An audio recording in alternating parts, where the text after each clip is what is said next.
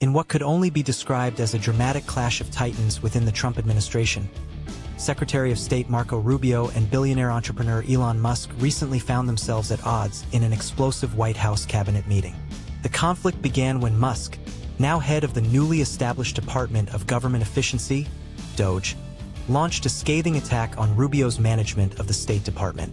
The tensions boiled over when Musk accused Rubio of failing to implement enough staffing cuts, which Musk deemed essential to streamline government functions. Rubio, visibly irritated by the criticism, shot back with biting sarcasm, questioning whether Musk planned to rehire the employees he had laid off. The exchange quickly escalated, with President Trump stepping in to calm the waters, praising both figures but emphasizing that any future cuts would need to be more measured. This confrontation was not a one-off incident. In the aftermath of the meeting, Rubio took swift action, announcing massive cuts to the U.S. Agency for International Development, USAID.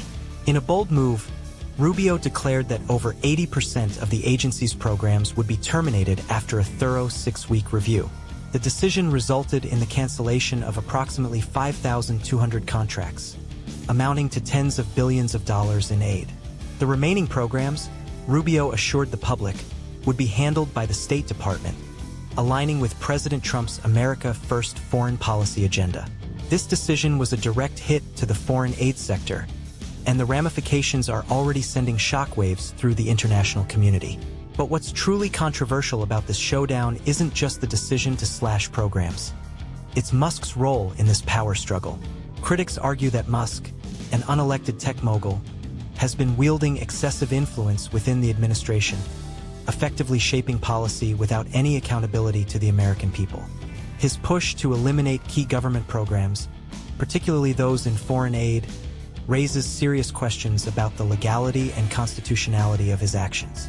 Musk's actions are being painted by some as a dangerous overreach, one that threatens to destabilize vital international partnerships and increase China's influence in regions that were once supported by USAID. The ramifications of these cuts are particularly alarming. USAID has long been a lifeline for developing nations, providing vital assistance in areas such as healthcare, education, and infrastructure. The swift dismantling of these programs could leave millions in peril, with no clear plan to fill the void left by this drastic reduction in foreign aid. Furthermore, the potential shift in focus toward more geopolitical concerns, such as countering Chinese influence, may create a new kind of diplomacy, one that prioritizes U.S. interests at the expense of global humanitarian goals. Despite the growing criticism, President Trump has staunchly defended the administration's actions, denying reports of a clash between Musk and Rubio. In fact, Trump dismissed the incident as nothing more than media sensationalism, even going so far as to brand the reporter who questioned him about it as a very bad reporter. This dismissal of the tensions between his top officials raises questions about the administration's commitment to transparency and accountability. As this high-stakes power struggle continues, the long-term consequences for both U.S. domestic policy and international relations remain uncertain. The showdown between Musk and Rubio serves as a stark reminder of the deep divides within the Trump administration and the growing influence of Silicon Valley in shaping the future of government policy. Whether this represents a necessary reformation of government or a reckless path toward global isolationism remains to be seen.